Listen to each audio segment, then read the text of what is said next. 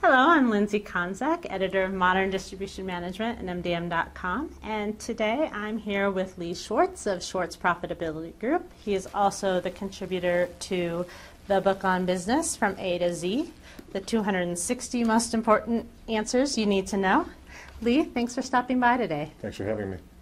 So, Lee, tell me a little bit about your background in the industry and what your focus is on now. I spent 20 years in the corporate world running manufacturing and distribution companies, tools, hardware, industrial supply industry. And then about 12 years ago, left the corporate world and started a consulting practice. And my consulting practice focuses on manufacturers and distributors uncorking their operational bottlenecks.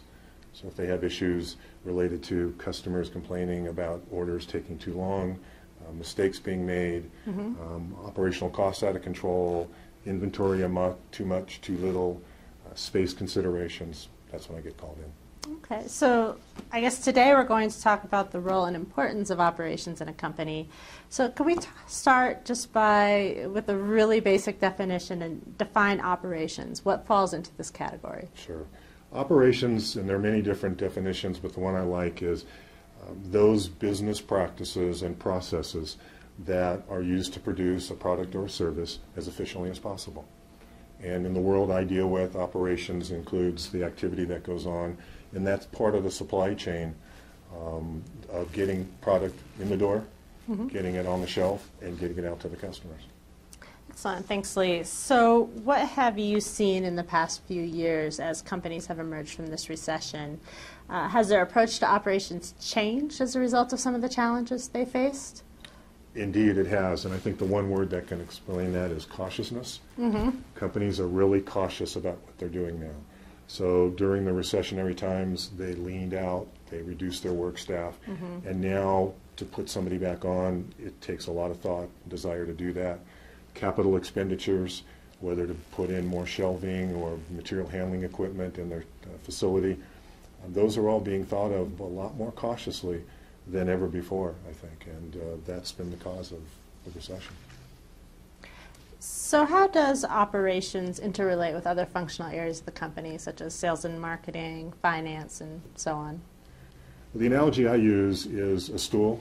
You have a four-legged stool, and if one of those legs is wobbly, the whole organization wobbles, the whole stool wobbles. If it's broken, it collapses. Very similar to a company. All these silos need to communicate and interact with one another. So for instance, warehouse, their function is to get the order out the door. And if credit doesn't tell them that a customer has bad credit, that order is going to get out the door, and now they may not see their money. On the sales and marketing side of things, if marketing doesn't tell purchasing what the forecasts are, how does purchasing know what to bring in the door?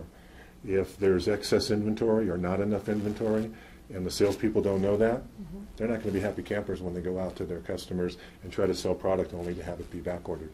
So all these different silos need to communicate with one another and help to be successful. So does corporate culture and the way you communicate have a bearing on operations? Most definitely.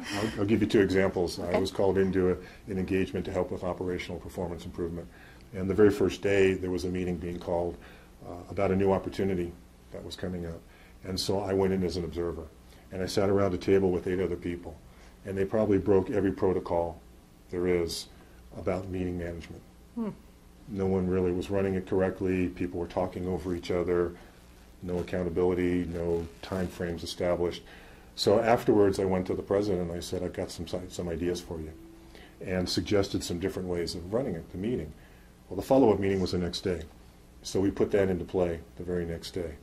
And after the meeting, I had several of those people come up and say, we've just been waiting for that to change. It was the culture of that company to run those meetings, and they were not effective. And once we instituted that, meetings became more productive, more effective, and everybody was happier for it. It was the culture of the company. Another engagement I went into was an operational performance improvement engagement. And about 60 days into a 90-day engagement, I went to the owners and the senior management and said, this isn't working. The changes can't be made because the culture was not appropriate for the changes. And so it ended up being where I became an interim president, which is one of the roles I take not regularly as my model, but I became interim president to help change the culture of the company and kind of move out those that were there before. And we brought in people with lean experience, and only when we did that, only when we changed the culture, were we able to make those operational changes. So indeed, it makes a big difference with culture.